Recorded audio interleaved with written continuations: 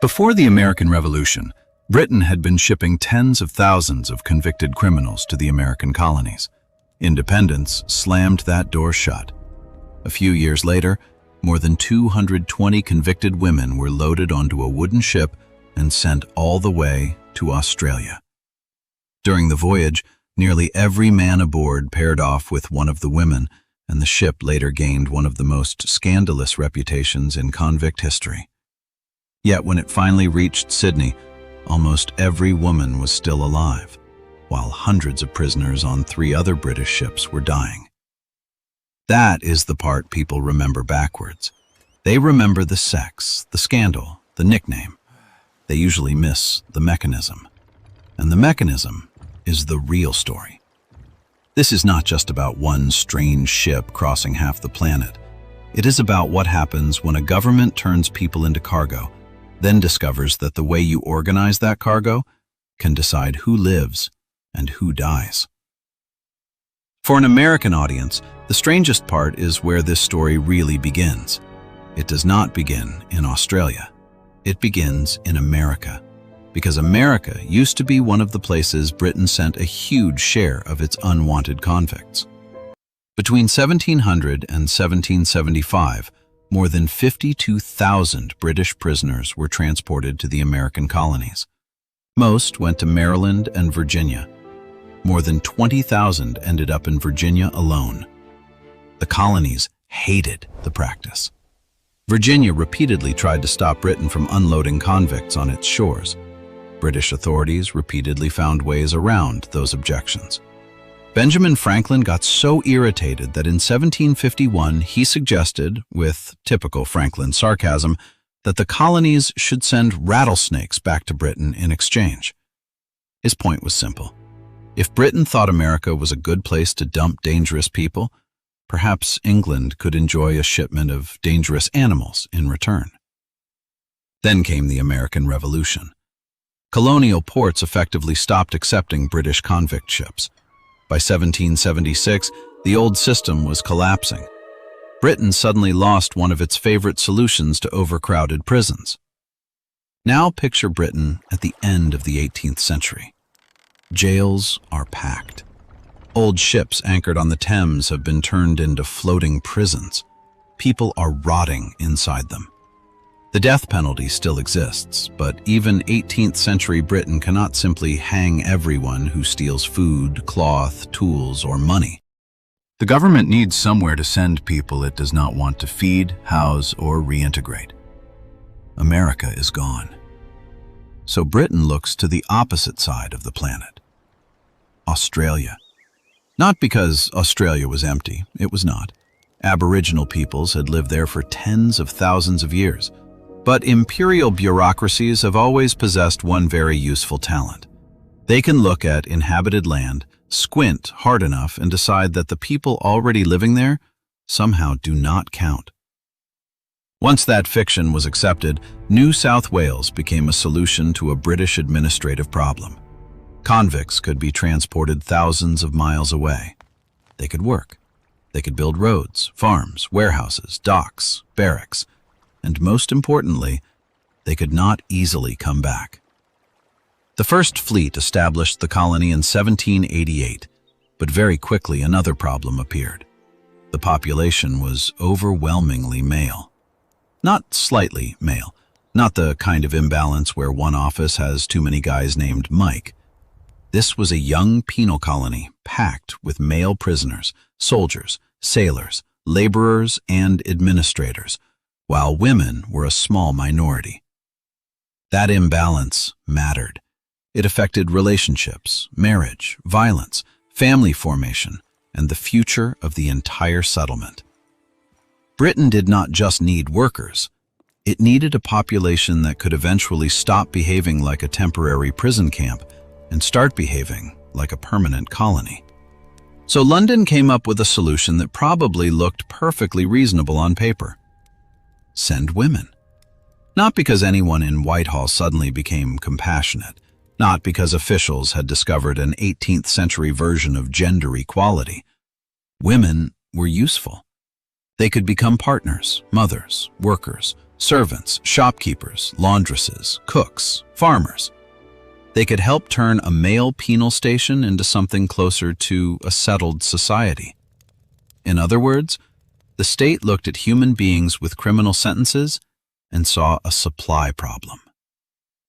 In October 1788, Home Secretary Lord Sidney informed the Treasury that he wanted at least 200 female convicts sent to New South Wales. The job of arranging the transport went to William Richards, Jr., a London shipbroker who had already chartered ships for the First Fleet. The vessel chosen for the job was Lady Juliana, a wooden sailing ship of roughly 400 tons built at Whitby. She was not luxurious. She was not designed to make anyone comfortable. She was a working ship that now had to carry more than 200 women across almost half the globe. George Aitken commanded the vessel. Surgeon Richard Alley was responsible for medical care.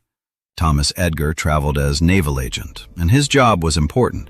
He was there to make sure the terms of the government contract were actually followed. That sounds boring.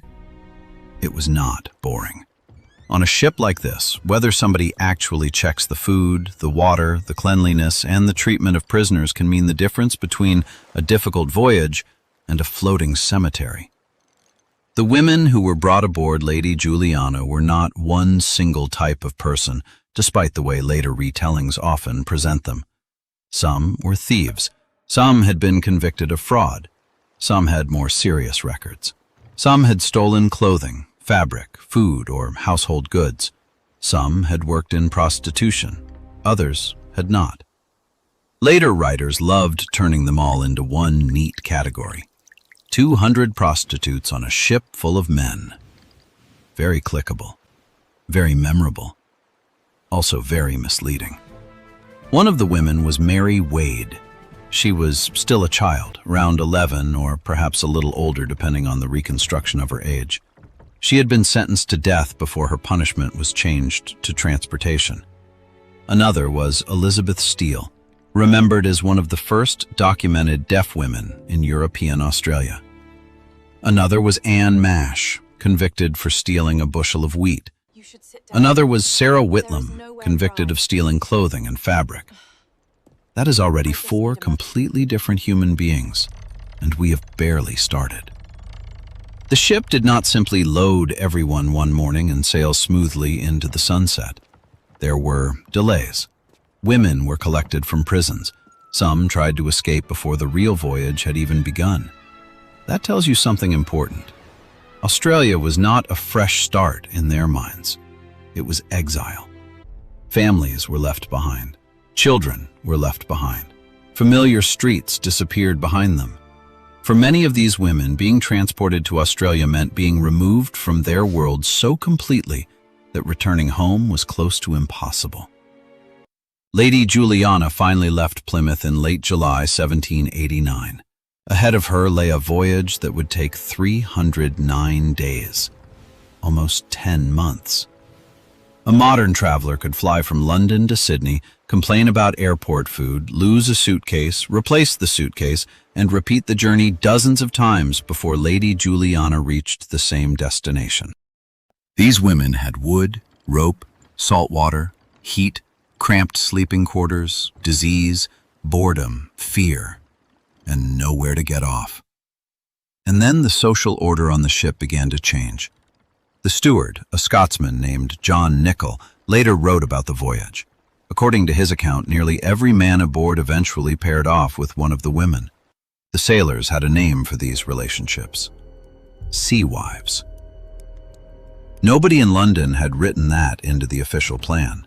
Nobody had designed Lady Juliana as a floating marriage experiment. But once the ship was at sea, a small society formed inside the larger machinery of punishment. Some relationships were probably temporary arrangements. Some were practical. Some involved protection, food, better sleeping conditions, or simple companionship. Some appear to have become emotionally serious. Nichol himself became involved with Sarah Whitlam. Ship surgeon Richard Alley became involved with Anne Mash. And this is where the story becomes uncomfortable, because it refuses to fit neatly into one modern moral box. The women were prisoners. The men were free members of the crew. That creates an obvious imbalance of power.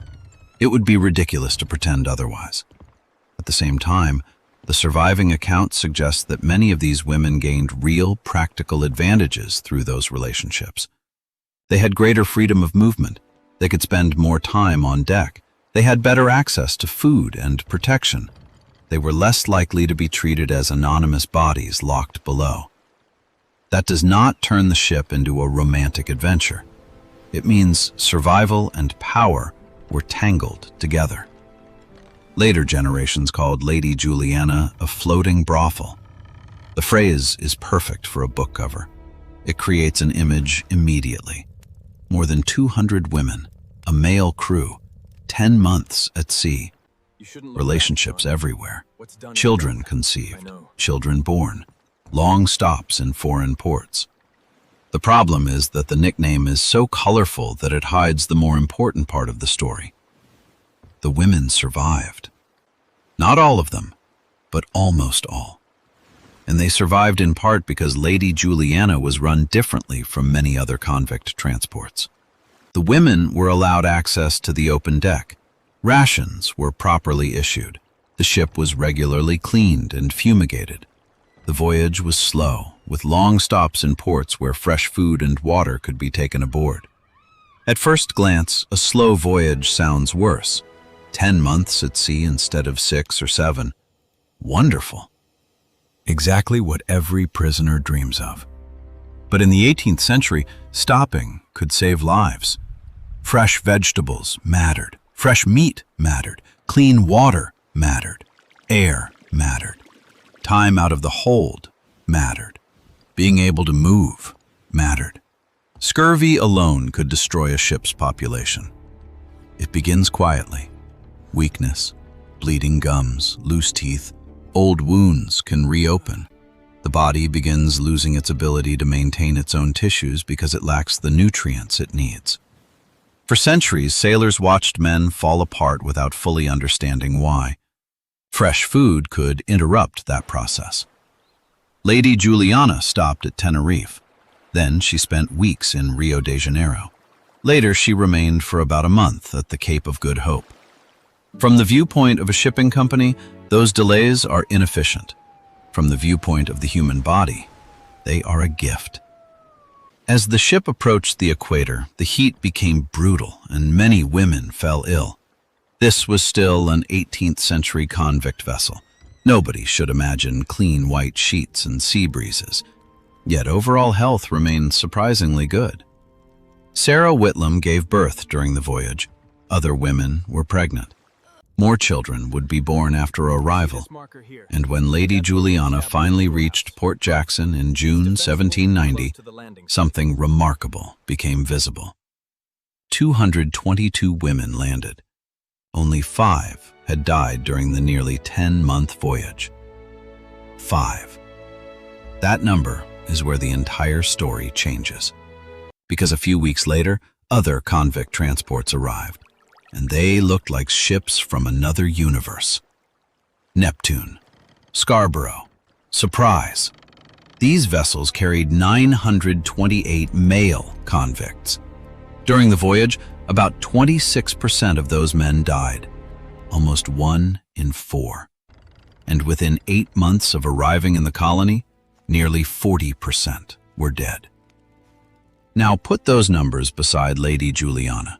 Same empire, same period, same general destination, same concept of transporting unwanted prisoners to Australia. Completely different outcome. On Lady Juliana, almost everyone survived. On the other ships, death became routine. That is when the story stops being about sex. It becomes about systems. The 3 deadly transports were chartered through Camden, Calvert, and King, merchants who had experience in the Atlantic slave trade. That does not mean there was a government document saying, "Kill the prisoners."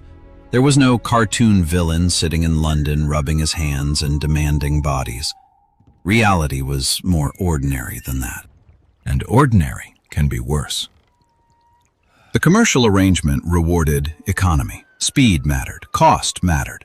The number of prisoners loaded mattered.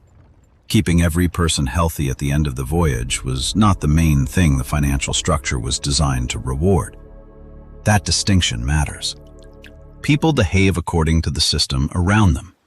If you are paid to load a person, loading becomes success. If you are paid for a person who arrives alive and fit, survival becomes part of success. If stopping for fresh supplies costs money, you avoid stopping. If keeping prisoners below deck makes control easier, you keep them below deck. If chains reduce the risk of revolt, you use more chains. Every individual decision can be defended as practical. Put enough practical decisions together, and you get a catastrophe. The men aboard Neptune, Scarborough, and Surprise spent far more time confined. Conditions below deck deteriorated. Food and water were poor. Disease spread. Men weakened. On Neptune, the situation became especially notorious. Prisoners were kept in irons for long periods. Many were already weak from prison before the voyage began. Once sickness spread through crowded, enclosed spaces, the ships became perfect machines for producing more sickness. The weaker a man became, the less he moved. The less he moved, the weaker he became. The more people around him became sick, the higher his own risk. The system fed itself. There are accounts of prisoners hiding the deaths of men near them in order to keep collecting their food rations. Think about that for a moment. A dead man beside you is no longer just a tragedy. He is calories. That is the point where normal morality becomes a luxury item. When the ships finally entered Sydney Cove, many survivors could barely stand. Some had to be lifted out. One of the women from Lady Juliana later wrote a letter describing what she saw. Her reaction was not academic. She had just crossed the same ocean. She knew what a convict voyage felt like. She knew what bad weather felt like. She knew what months at sea felt like. And she looked at the people arriving from those other ships and saw something completely different. She described men who were almost dead. Very few could stand. Some had to be hoisted out like cargo because they were too weak to move themselves. That comparison is probably the most powerful piece of the whole story. Not a historian looking back 2 centuries later. A prisoner looking at other prisoners and seeing what could have happened to her. She also described the conditions on Lady Juliana in positive terms. Good provisions, proper treatment, care taken with the women. That does not make Lady Juliana humane by modern standards. It means there were degrees of cruelty. And degrees matter when one degree kills 5 people and another kills hundreds. Governor Arthur Phillip was furious when he saw the state of the new arrivals. The colony itself was already struggling with food shortages. The Guardian, a supply ship, had been damaged after striking an iceberg and had failed to deliver its full cargo to New South Wales. Sydney was rationing food. Then Lady Juliana arrived carrying more than 200 additional people who also needed to eat. From the colony's point of view, this was awkward timing. Imagine waiting for a truck full of groceries during a food shortage. The truck arrives, the doors open, 200 hungry people climb out. That was roughly the mood. Lady Juliana did bring something else. News. The colony had been isolated from the outside world for so long that the ship brought major political events like messages from another planet. Among the news was the illness and recovery of King George III and the inauguration of George Washington as the first president of the United States. There's something almost too perfect about that. Britain had turned to Australia partly because the American route for convict transportation had collapsed. Now, one of the first ships helping populate the new Australian colony arrived carrying news that the former colonies had inaugurated their first president. One British imperial story had closed, another was beginning on the opposite side of the world. For an American audience, that connection changes the whole shape of the story. Australia's convict era was not some isolated British experiment that appeared from nowhere. America had been part of the earlier system. Virginia had received thousands of British convicts. Maryland had received thousands more. Even George Washington lived in a society where transported convict labor was part of the economic world around him. America got out. Australia became the next destination, and Lady Juliana became one of the strangest ships in that transition. The women aboard did not simply disappear into the colony as anonymous prisoners. Many became part of the structure of the new society. Anne Mash is one of the best examples. She had been transported for stealing wheat. During the voyage, she formed a relationship with surgeon Richard Alley. Later, in Australia, she built a surprisingly successful life. She became a shopkeeper. She became a publican. She was involved in one of the early passenger boat services between Parramatta and Sydney. The government had categorized her as a criminal problem. The colony ended up with a businesswoman. That is one of the recurring jokes history plays on bureaucracies. A government labels somebody useless. Then that person helps build the economy. Mary Wade's story is even stranger. She had been a child under sentence of death. Transportation saved her from execution. She crossed the world on Lady Juliana. She survived. She had children. Those children had children. Today, her descendants number in the tens of thousands. Among them was former Australian Prime Minister Kevin Rudd. So a girl who could have ended on a gallows in Britain became one of the ancestral roots of a huge Australian family. That is a very different legacy from the one her sentencing judge probably imagined. John Nichol and Sarah Whitlam had a less comfortable ending. Popular retellings sometimes try to turn their relationship into a neat romantic story. It was not. Nichol clearly cared about Sarah. His later recollections are warm. Their relationship lasted through the voyage. They had a child together. Then Nichol left Australia. He did not build a farm with Sarah. He did not settle into a happy colonial marriage. He left. That makes the story more painful, but also more real. The ship created a temporary world. Inside that world, people formed relationships that felt permanent. Then the ship reached land. The temporary world disappeared. Sometimes a relationship can be real and still not survive the return of ordinary life. That is another reason the floating brothel label is so weak. It reduces everything to sex. The real story includes sex, but also protection, food, disease, money, loneliness, coercion, affection, childbirth, survival, and opportunity. Sex was part of the mechanism. It was not the whole mechanism. A woman who formed a relationship with a crew member was no longer just another prisoner in a mass below deck.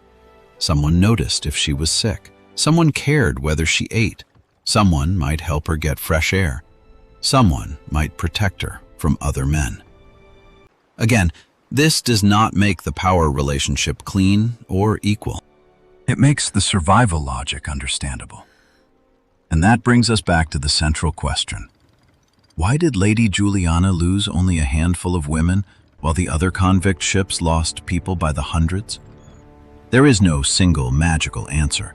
It was the combination: better oversight, proper rations, cleaning, fumigation, long port stops, fresh food, access to the deck, less brutal confinement, a different social structure aboard the ship. And yes, economic incentives. The mistake is turning one of those factors into the entire explanation. The better story is how they reinforced one another.